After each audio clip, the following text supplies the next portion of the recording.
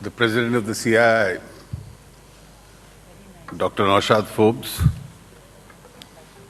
the incoming President, Shobna ji, Shri Rakesh Mittal, Shri Chandrajit Banerjee, ladies and gentlemen, it's indeed always a pleasure to be at the annual session of the CII. But this session is significant for more than one reason.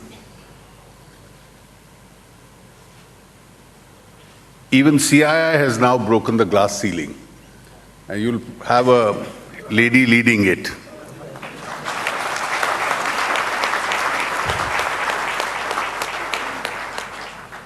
At least in this matter, Dr. Forbes will not grudge my saying that you are behind many other institutions. This could have happened several years ago. Well, the last 1 year indeed has been a learning experience, and I must say, attending several events in the company of the CII President and his colleagues was indeed a learning experience for me. The CII had a president in the course of the year who'd also been teaching at the Stanford University. And in every well-prepared speech that he delivered in any part of the world, he was philosophical and professorial. I think his contribution in the course of the year to the discourse of policy formulation indeed was very significant.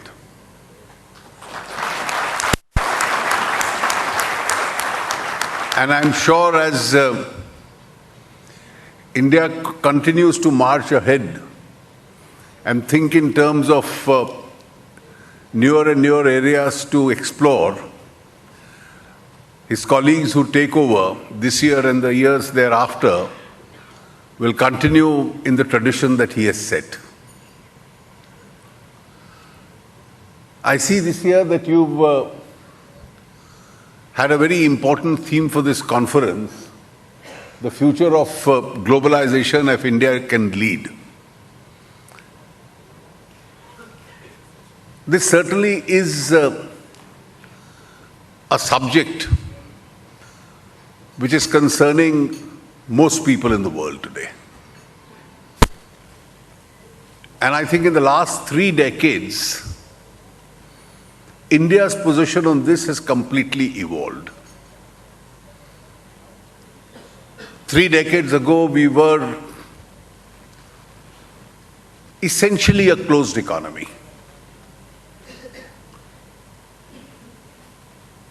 If you now look back even at the domestic liberalization which started in 1991,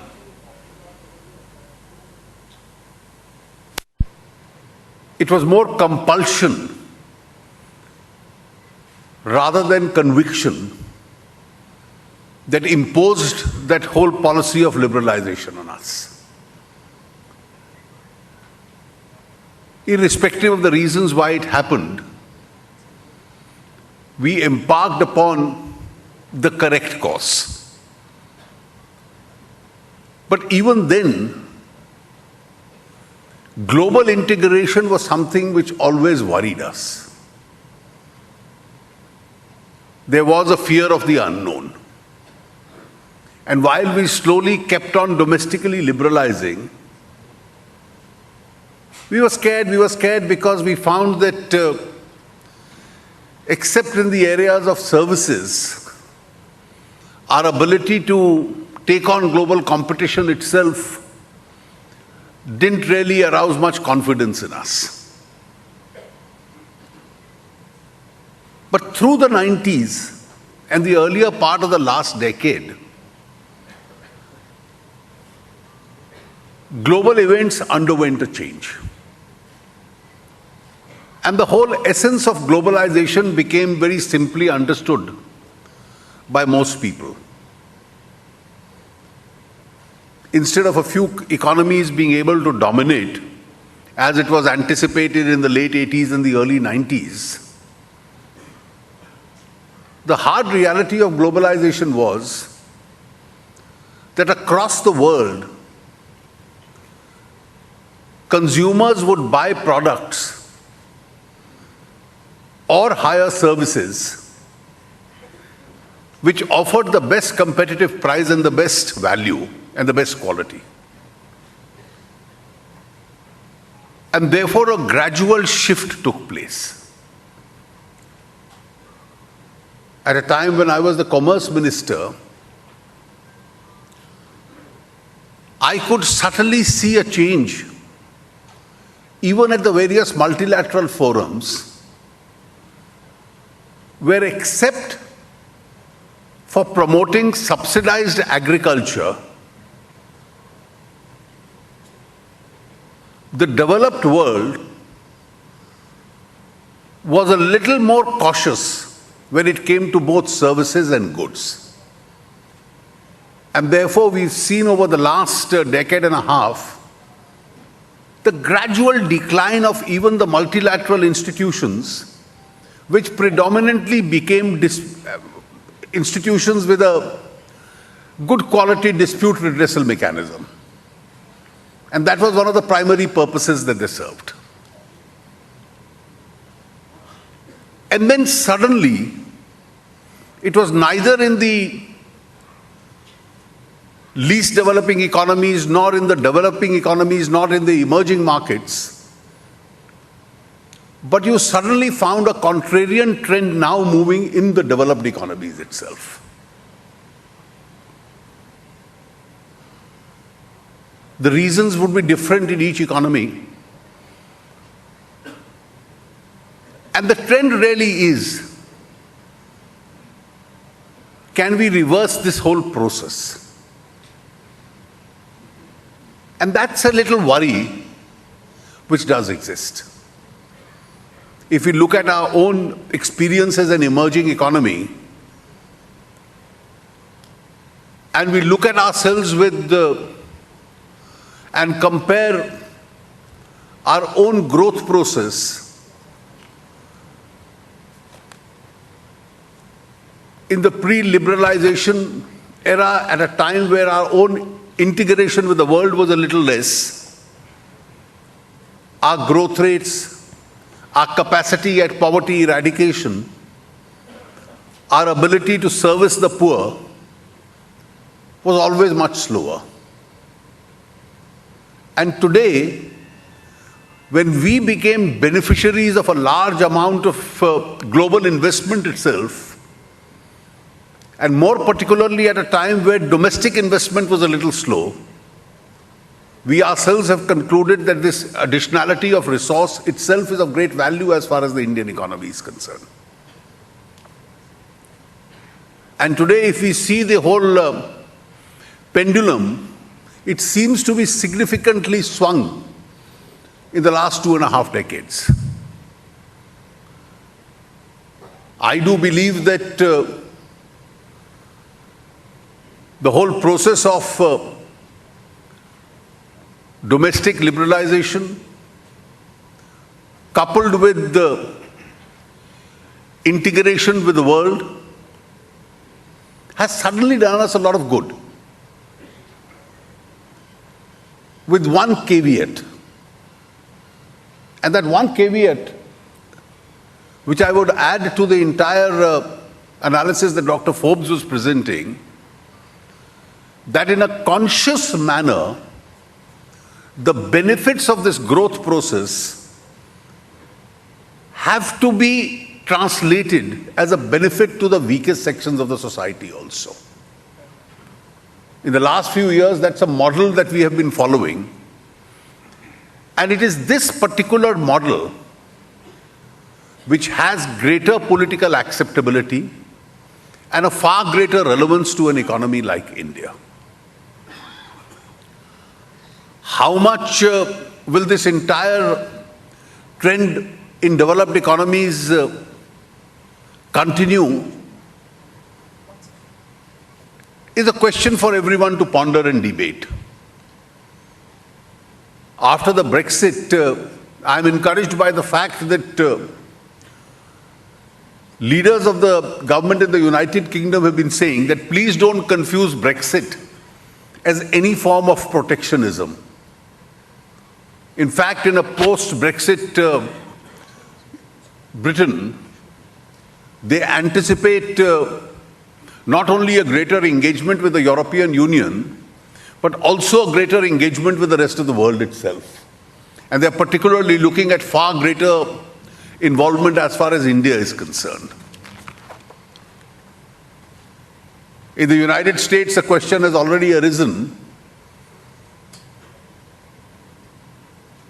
that whether US corporations would be compelled to buy products which are costlier, and whether they'd be compelled to hire professionals or engage services which are relatively costlier.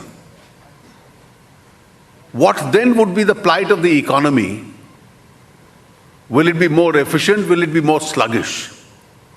And I'm sure that this debate itself will continue in each of the countries where the debate on protectionism itself has begun. What does India do under the circumstances? It's important for us to analyze as to where we stand today. On the global front, we were confronted with a situation where there was a slow pace of growth in the world. Last 3 years in particular, that India remained one of the fastest growing major economies in the world. On each successive opportunity, the global growth itself was being downgraded.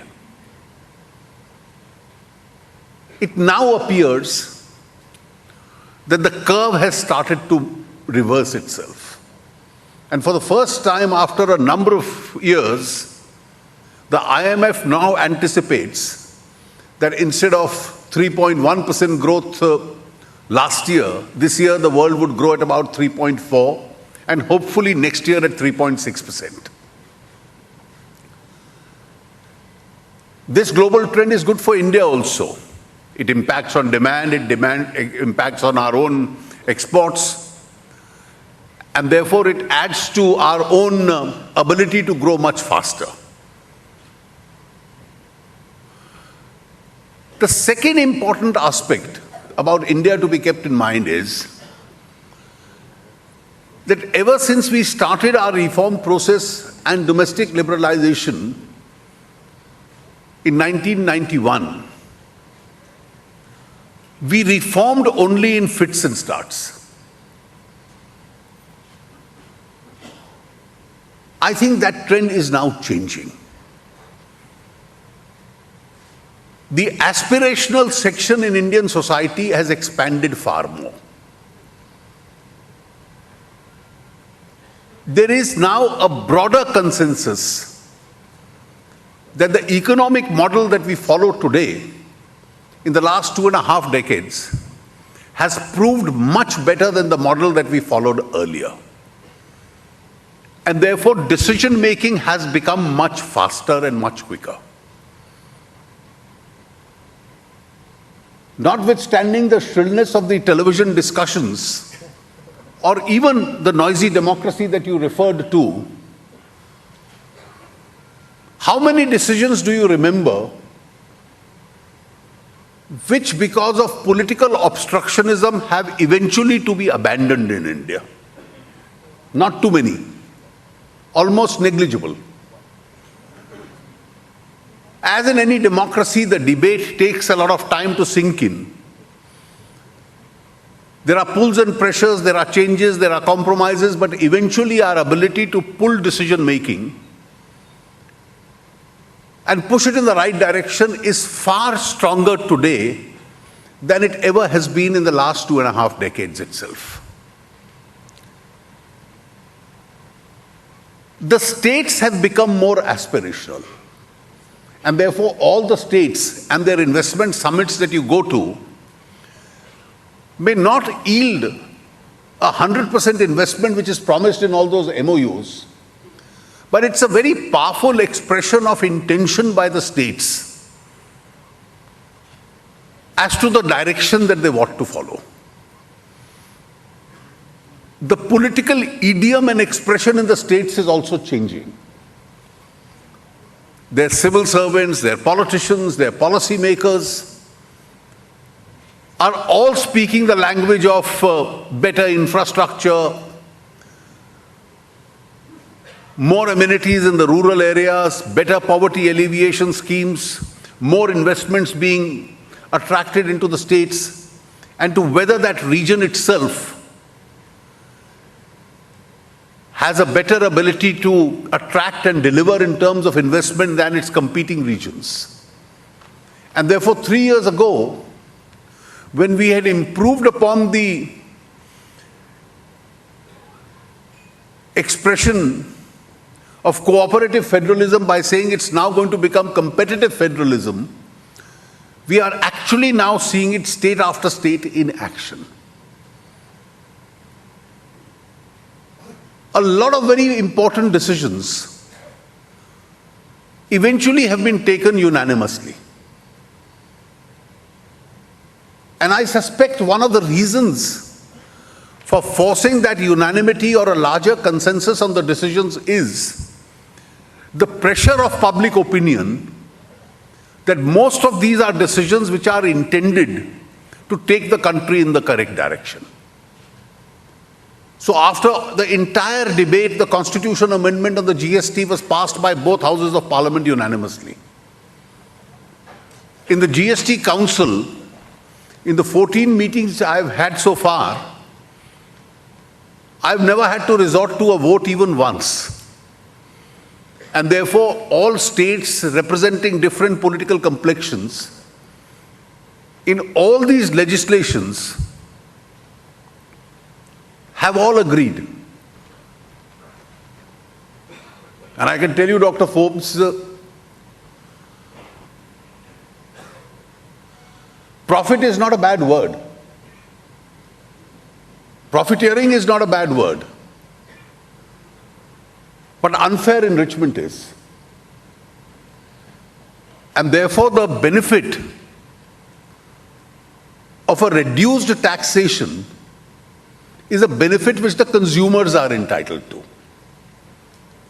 And that's not a principle that can be seriously contested.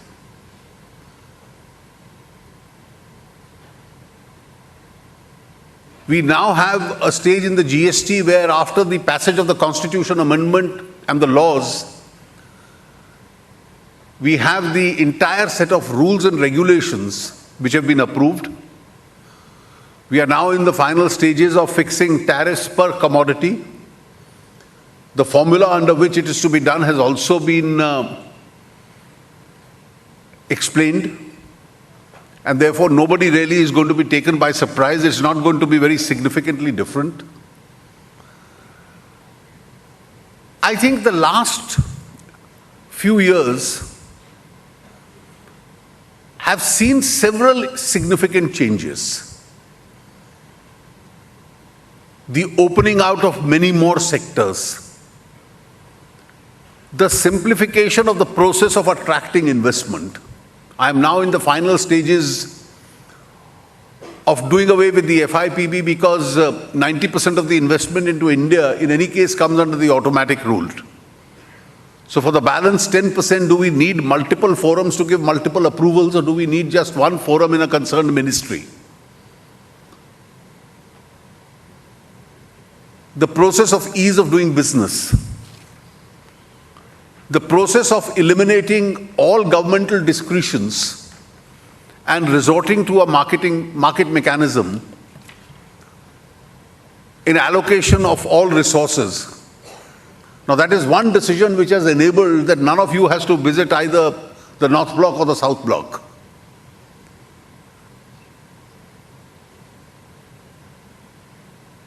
the entire effort to simplify both direct and indirect tax structures.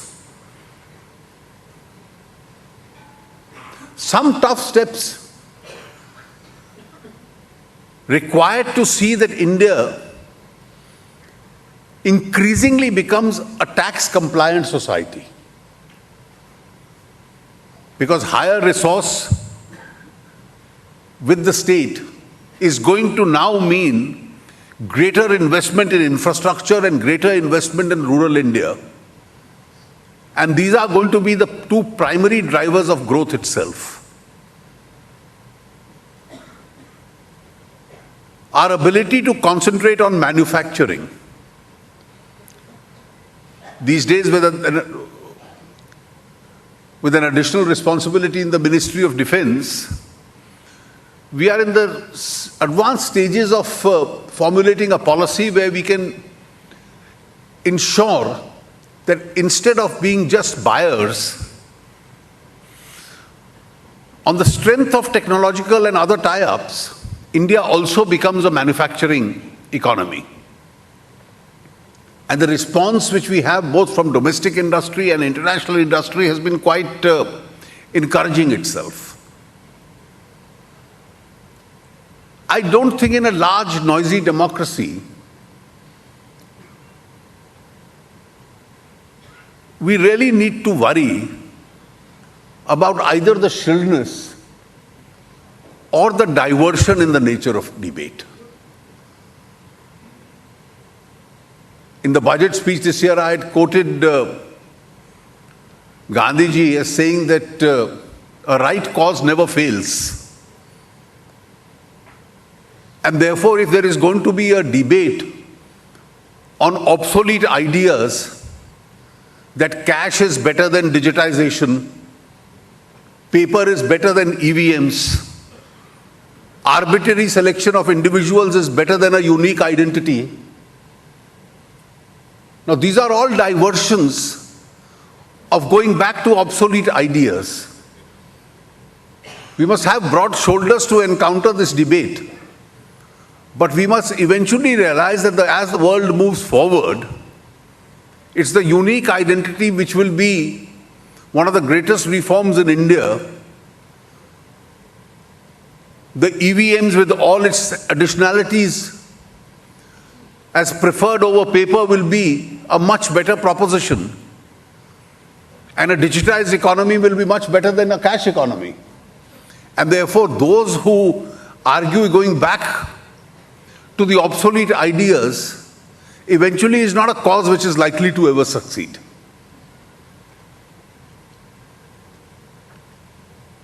I think in the context of